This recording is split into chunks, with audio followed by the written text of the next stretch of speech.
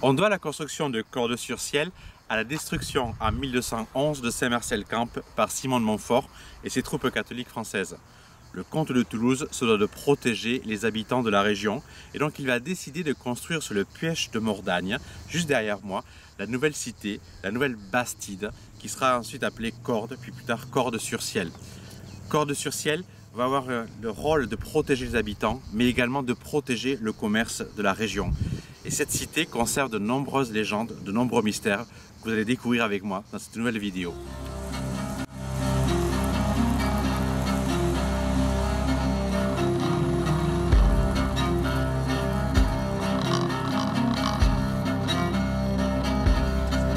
Nous sommes maintenant au pied du premier monument de Cordes-sur-Ciel, le célèbre escalier du Pater Noster. Cet escalier est très particulier. À l'époque où Cordes fut construite, nous sommes encore très superstitieux. On mélange toutes les croyances, le christianisme, le paganisme et même les anciennes religions. Mais ici à Cordes, en fait, la cité fortifiée attire peu les gens. En fait, pour rentrer dans la ville, il faut briser le cercle. Et ça, nous n'aimons pas trop. Et donc, pour pouvoir briser un cercle, il faut se purifier. Et pour se purifier, la seule prière que l'on accepte à cette époque-là, c'est le Notre Père, le Pater Noster. Et donc, on va construire cet escalier très symbolique, selon la légende, avec 52 marches, car il a 52 mots dans la prière en latin. Au sommet de l'escalier, nous sommes purifiés, on peut donc rentrer dans la ville. Pater Noster, qui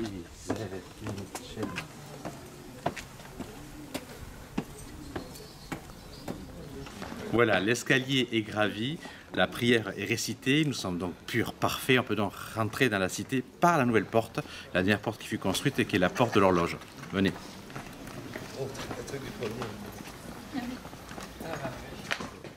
Nous sommes ici au sommet de la cité devant l'une des deux portes principales de la ville. Ici se trouvait le portail peint.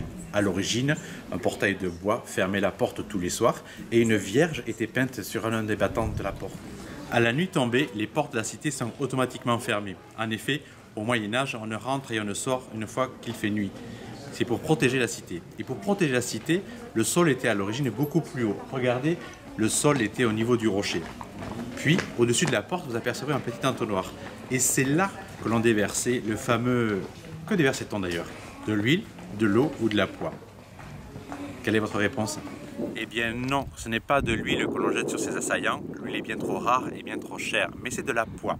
Et la poix, on l'a fait avec du genévrier. On fait pousser du genévrier tout autour des cités médiévales. On faisait fendre les branches et on obtient une espèce de poix, une espèce de glu. Et l'espèce de goudron, en fait, a plusieurs avantages. Le premier, c'est qu'il pénètre à l'intérieur des armures et brûle à plusieurs degrés les assaillants. Et ensuite, en séchant, elle forme une glu. Et pour enlever l'armure, il faut donc dépecer le soldat. Cela fait partie des joies du Moyen-Âge. À présent, nous sommes devant la porte principale de la ville, la porte de la Jeanne. Elle porte son nom là en souvenir de Jeanne, la fille des comtes de Toulouse, qui va devoir épouser Alphonse de Poitiers, le frère de Saint-Louis. Il est prévu dans le contrat de mariage, rédigé par Blanche de Castille, que s'ils n'ont pas d'héritier, le comté de Toulouse et donc Cordes reviendra à la couronne de France. Ce que Blanche de Castille a omis de préciser au comte de Toulouse, c'est que son fils a eu des orients très tard, elle le sait, malade et stérile. Et en effet, très peu de temps après, il mourra et le comté de Toulouse et Cordes reviendra au royaume de France. Cette porte est magnifique, elle a gardé son côté défensif, protecteur, avec ses créneaux. Et venez voir également ce qui se trouve juste derrière cette porte-là. Voilà, nous venons de passer la porte de la Jeanne et regardez la première des échoppes que nous trouvons ici. C'est celle d'un cordonnier. Corda, cordo, cordou, c'est la même chose, c'est la même racine latine qui veut dire le mot cuir. En effet, Cordes a commercialisé et traité le cuir pendant des siècles. Et nous accueillons ici de nombreux voyageurs et pèlerins. Et donc il faut un cordonnier. Et comme les gens proviennent de nombreuses provinces, nous ne parlons pas tous la même langue, d'autant plus qu'ici, nous parlons l'occitan. Il faut donc une enseigne internationale, celle d'un cordonnier. Celle-ci, je pense, n'est pas médiévale, mais tout de même, elle est quand même fort jolie. Et on comprend tout de suite, dans n'importe quelle langue, de quel métier il s'agit là. Mythe ou légende, ce que nous n'avons jamais pu expliquer, bizarrement, dans toutes les cités médiévales de la région, nous trouvons deux rues ou deux quartiers à proximité systématiquement l'un de l'autre. La rue des Soldats ou la rue des Baraques, mais également la rue Chaude ou la rue des Trottegarces. Allez comprendre pourquoi. On ne le saura jamais. Nous sommes devant la porte des Ormeaux. Elle fait le pendant de la porte de la Jeanne que nous venons de voir et surtout du portail peint de l'autre côté. Sur le portail peint, il y a une vierge, donc chrétienne. Et ici, c'est l'orme, l'arbre magique, mais un peu païen, qui protège la ville de toutes les maladies. Cette porte est importante, elle sera rachetée beaucoup plus tard, dans les années 40, par Yves Braillère, qui va fonder à Cordes l'Académie des peintres et des artistes de Cordes-sur-Ciel. Académie qui, je pense, existe toujours. Mais maintenant, on a un petit rendez-vous. Un rendez-vous avec Véronique de l'Office de tourisme de Cordes, qui doit nous montrer quelque chose que je n'ai, soi-disant, jamais vu. On y va? Bonjour Christian. Bonjour Véronique. Et toi? Oui. Je suis content de te voir. Moi aussi. En plus, j'ai quelque chose à te montrer et je pense que tu ne le connais pas encore. Je crois. Donc, je suis ravie. C'est génial, on y va. Super. Allez.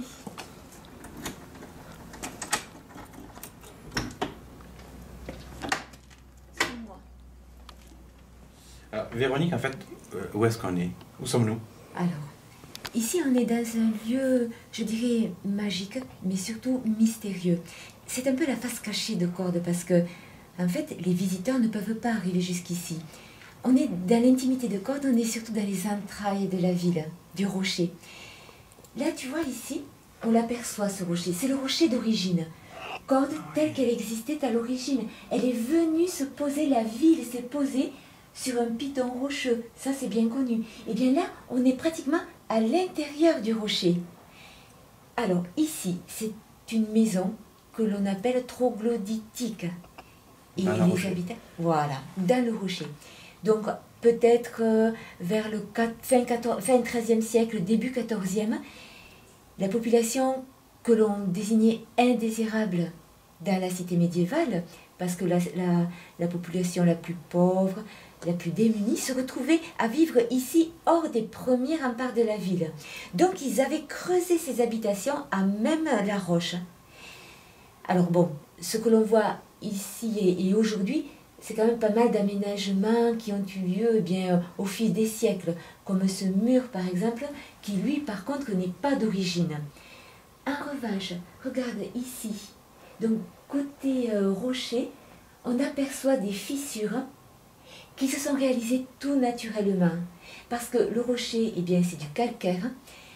Le calcaire qui permet l'infiltration de l'eau de pluie et donc qui va creuser ces cavités. Donc on peut dire que certes c'est l'homme qui est venu creuser son espace habitat ici, mais sans doute que déjà il y avait un espace vide, un espace déjà creusé par l'eau de pluie. D'ailleurs on sent toute l'humidité de ce lieu. Ah oui, puis on entend des plouc, plouc, plouc. Et oui, parce qu'alors là j'ai gardé le meilleur pour la fin. C'est quoi? C'est un souterrain. Ah, génial. Personne ne peut voir le souterrain et bon, parce que c'est toi, je vais bien te le montrer. Ah, c'est trop gentil, on y va. Avec grand plaisir. Merci, on y va. C'est Allez, là? c'est par là, juste à côté, Ah, tu vois. génial. Alors, je passe devant. Vas-y, vas-y, une vas-y. fois. Excusez-moi. Voilà. Oui. C'est chouette.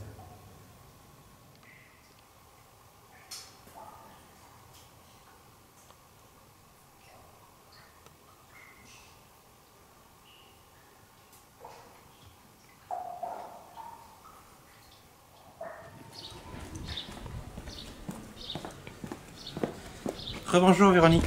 Bonjour Christian. Bon, alors, nous voici au rendez-vous. Super, super. Alors, quelle surprise tu me réserves là? Alors, nous avons visité tout à l'heure, je dirais, les sous-sols, les entrailles de la ville de Cordes.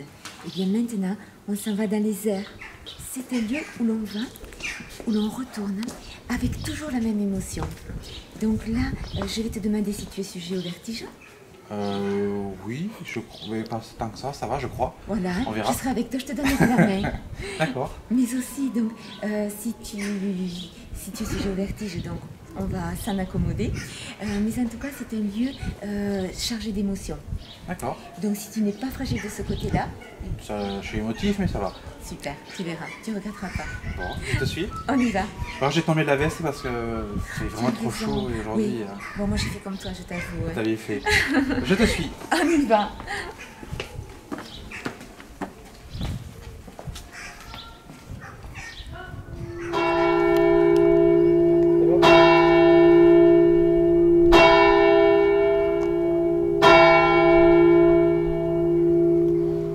Waouh, Ah, c'est génial, Véronique. Ah.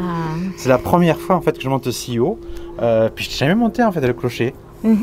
Oui, c'est vrai que bon, c'est quelque chose qui n'est pas autorisé donc au public. Il faudrait aménager tout l'escalier, etc. Mais je crois que ce qui est bien aussi, c'est de le préserver tel qu'il est, avec les traces des pas de ceux qui l'ont arpenté au Moyen-Âge. C'est excellent, c'est franchement. Puis une vue, c'est splendide, franchement. On voit merveilleux, toutes les rues, on voit les façades des maisons, la place de la Bride. Ah, tout à fait. Et puis, on voit toute la vallée aussi, toute la vallée environnante. On est à 360 degrés de point de vue, c'est magnifique. On est les maîtres du monde quand on est ici. C'est clair, on a cette impression. I'm the king of the world. But... Exactement, tout à fait.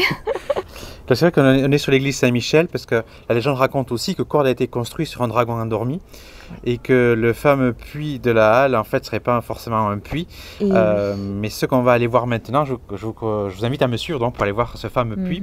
En tout cas, merci beaucoup Véronique pour cette visite, pour ce souterrain et pour m'avoir permis de découvrir ce lieu fantastique et magique. J'adore franchement. Oh, génial. Merci en tout cas, je te fais un bisou. Je suis ravie. Oui, tout à fait. Et puis nous on continue. Moi qui te dis merci. On continue avec la découverte de Cordes alors. Merci Génial. encore. À très vite. À très vite, Christian. Merci Véronique.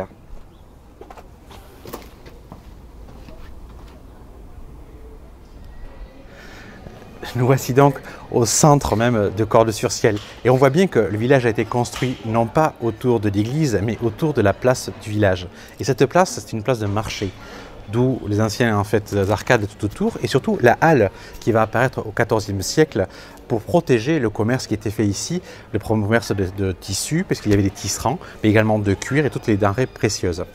Mais ce qui nous intéresse ici, c'est ce fameux puits qui est là derrière moi, ce fameux puits qui est en fait un puits de mystère et de légende. Il fait exactement 113 mètres 47 de profondeur et il est dallé de part et d'autre jusqu'au bas et il atteint en fait la source, la nappe phréatique qui est au bas de la colline, au bas du Puech.